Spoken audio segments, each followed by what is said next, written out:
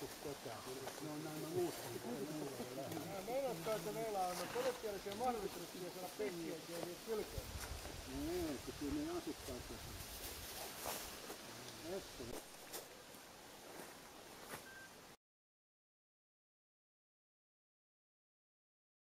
Ja kommunismin työväenpuolue.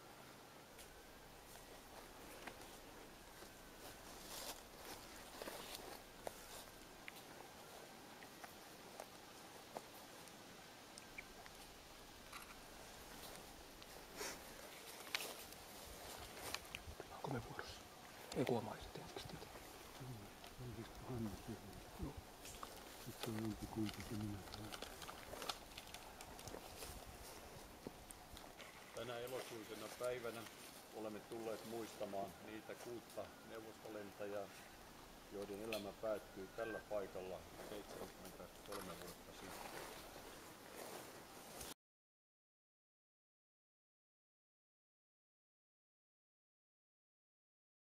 Heidän taistelulle monopolikapitalistin tukemaa monikansallista Hitlerin johtamaa fasistiarmeijaa vastaan.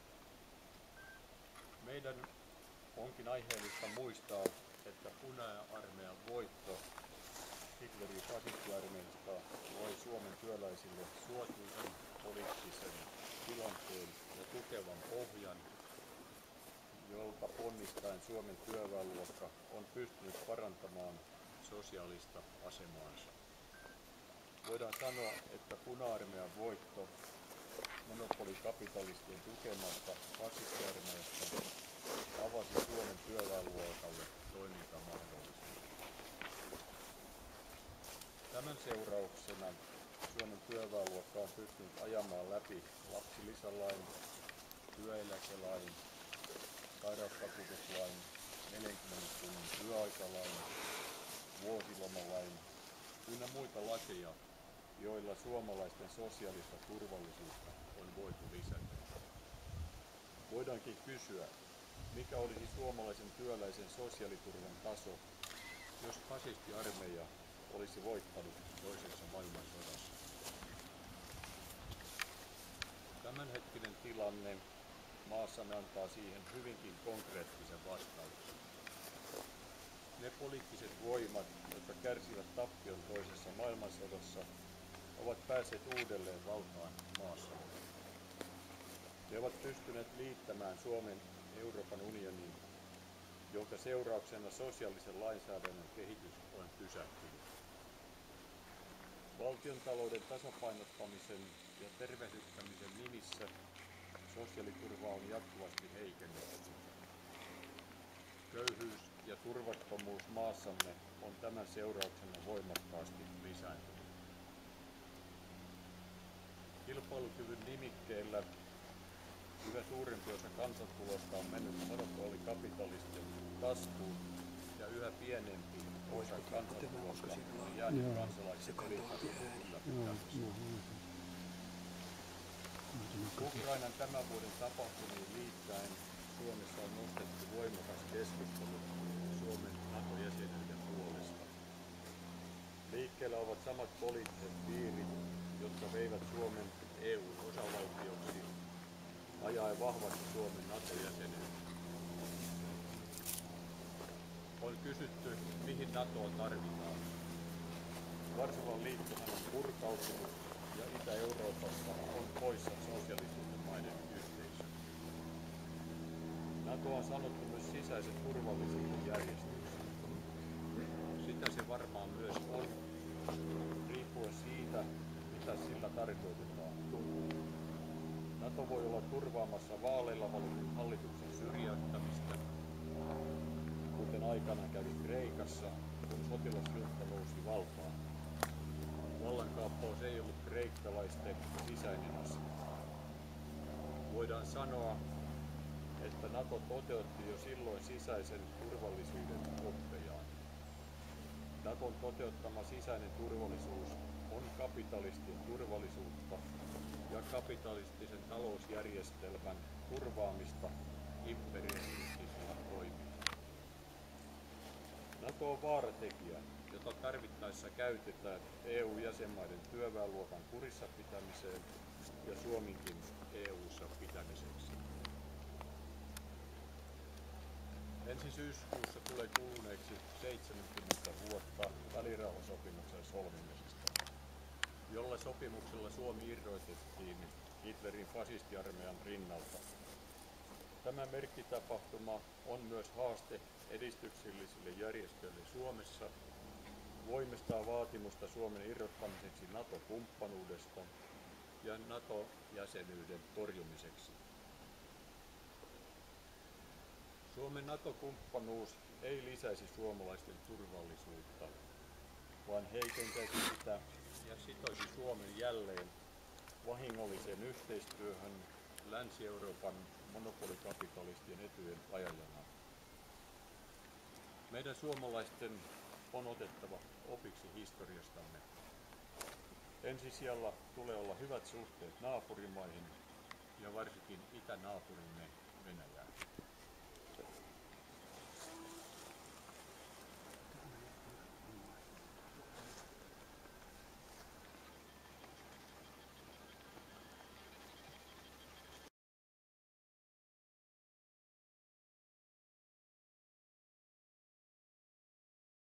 Kansojen vapauden puolesta kaatuneiden tehtävänsä loppuun saakka suorittaneiden sotilaslentäjien muistolle sodan ja fasismin vastainen työ.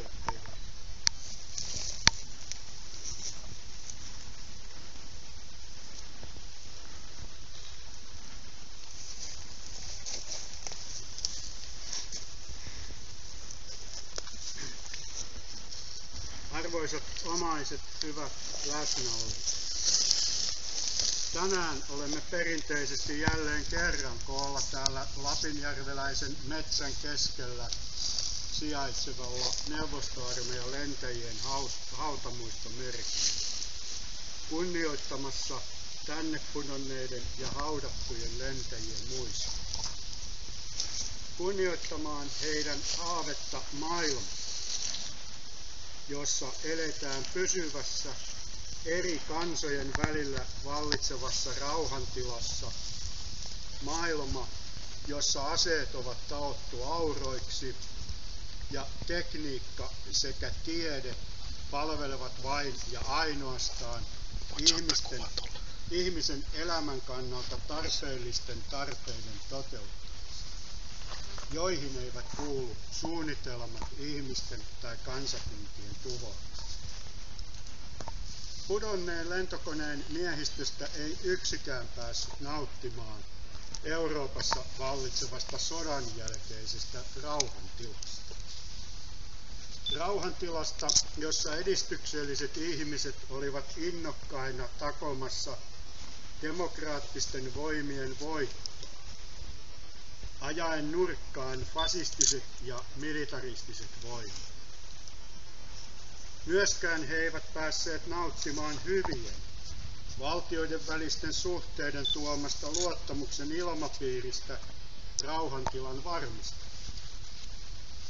He eivät myöskään päässeet näkemään hyvien naapurisuhteiden hedelmiä, joita saavutettiin kahden erilaisen yhteiskuntajärjestelmän rauhanomaisella rinnakkaiselolla. Me täällä läsnä olevat olemme voineet nauttia paremmasta maailmasta täällä lepäävien ja monien heidän tovereidensa yhteisien ponnistelujen tuloksena. Tänään on entistä suuremmalla syyllä muistutettava mieli asia, josta olen aikaisemminkin muistuttanut tällä paikalla. Ikäväkseni on todettava, että muistutus erään historioitsijan esittämästä eräästä ajatuksesta tuntuu olevan tänään entistä enemmän ajankohtaista. Historioitsija esitti aika pian toisen maailmansodan päättymisessä ajatuksen, että sotaan tarvitaan 3 eri asiaa: nationalismi, militarismi ja kapitalismi. Yksikään niistä ei yksinään aiheuta sotaa. Mutta näiden kaikkien kolmen asian yhdistyessä vaarallisella tavalla on sota mahdollista. Käsitykseni mukaan koskaan toisen maailmansodan jälkeen ei maassamme ole vallinnut näin huolestuttava tilanne. Taidamme olla todistamassa silmiemme alla leikittävää hyvin vaarallista leikkiä. Ehkä paremminkin on sanottava, että seisomme ikään kuin sivusta katsojan roolissa, vaikka meidän hengellämme ja elämämme sisällöllä leikitään. Näyttää aivan siltä, että maamme poliittinen eliitti on alkanut toistamaan historiaa ikään kuin ulkoa luettuna koululaitoksemme historian oppikirjasta. Paasikivi nimitti talvisotaa aiheellisesti Erkon sodaksi. Joudummeko me nimittämään tämän hetken tilannetta myöhemmin pääministerimme Stubbin? Kansamme tarvitsisi nyt todellisen valtiomiehen sekä todellisia valtioita, eikä mitään huulenheittäjät riittää. Tällä hetkellä näyttää hyvin vahvasti siltä, että tällä kertaa ajaudutaan selkkaukseen EU:n ja USA:n uittamana ajopuuna, jonka lopputuloksena tulee olemaan taloudellinen katastrofi. Vaiheessa, jossa ajopuu törmää kariin ja alkaa lopullisen uppoamisensa, maksatetaan loputkin kustannukset tavallisilla ihmisillä, siis meitä. On syytä kysyä, että sallimmeko me tämän. Uskoisin suurimman osan tavallisista ihmisistä ajattelevan, että emme salli. Juuri näihin ihmisiin on löydettävä yhteys ja saatava heidät vakuuttuneeksi hallussaan olevasta voimasta.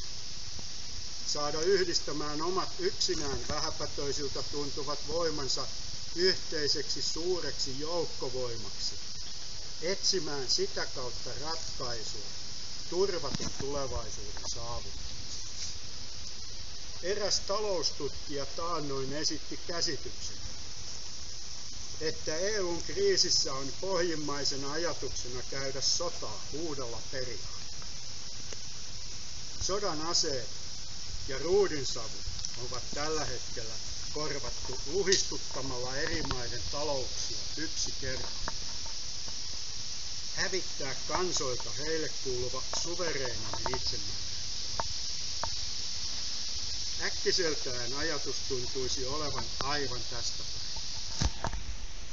Tänään, mitä todennäköisimmin, ovat taustalla ne muutamat kapitalistisen pääoman omistajat, joilla on hallussaan pääosa maailman rikkaudesta. Ikävä kyllä, näyttää siltä, että me suomalaiset olemme nyt vuorossa, joidenka talous ja koko yhteiskuntarakenne suistetaan perustuksiaan myöten pois raiteilta. Tulemme olemaan loppujen lopuksi aivan tavallinen eurooppalainen siirto. Siirtomaa, jonka työvoima on aivan samalla tavoin halpaa orjatyövoimaa pääomalle kuin muualta tänne nälän takia pakotetut alipalkat. Miten tästä jatketaan? Tämän puheeni alussa lainasin historioitsijan ajatusta, jossa hän sanoi seuraavasti: tarvitaan 3 eri asiaa: nationalismi, militarismi ja kapitalismi. Ajatus jatkuu, että mikään noista yksinään ei aiheuta sotaa, vaan kaikki 3 yhdessä saattavat aiheuttaa sodan. Eli meidän on pyrittävä estämään noiden 3 sotaan johtava yhteistyö. Aloittakaamme vaikka nostamalla kysymyskeskusteluun, että mikä on kansalliskiihkon ja patriotismin välinen ero.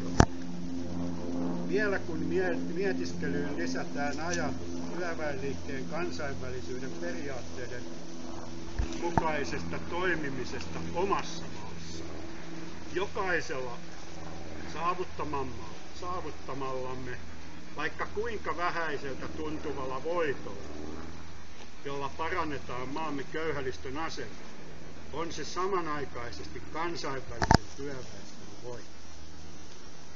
Aivan samoin muissa maissa taisteluissa ja kamppailuissa saavutetut pienetkin voitot ovat meidän voittoja. Lopuksi tahdon muistuttaa vielä siitä, että ensi kuun alussa, eli 4.9.2014, tulee kuluneeksi 70 vuotta hetkestä, jolloin Suomi irrottautui toisesta maailmasta. Nämä tänne pudonneet lentäjät eivät ehtineet näkemään tuota päivää. Mutta me läsnä olevat olemme päässeet nauttimaan ja näkemään vuoden 1944 syyskuun 4. päivän suomista mahdollisuuksista elämässä. Toivokaamme ja tehkäämme kaikkemme, että tämän kivisen muistomerkin suojassa lepäävien lentäjien ajatukset turvatusta rauhasta tulevat elämään edelleen. Tänne pudonneen lentokoneen miehistö oli palaamassa ensimmäiseltä Neuvostoliiton Berliiniin tekemältä pommituslennon, joka viestitti kaikkialle maailmaan edistyksellisille rauhanvoimille odotettua sodan kääntymistä Hitler-fasismin tuloon. Kiitos.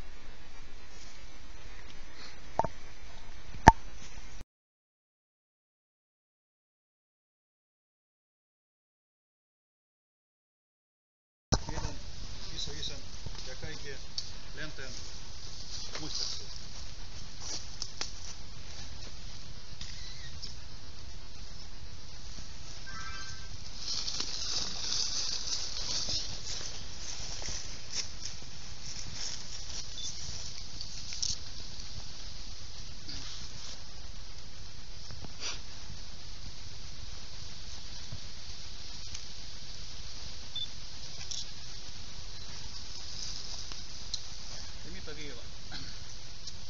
Mä haluaisin sanoa, että maailma on muuttunut.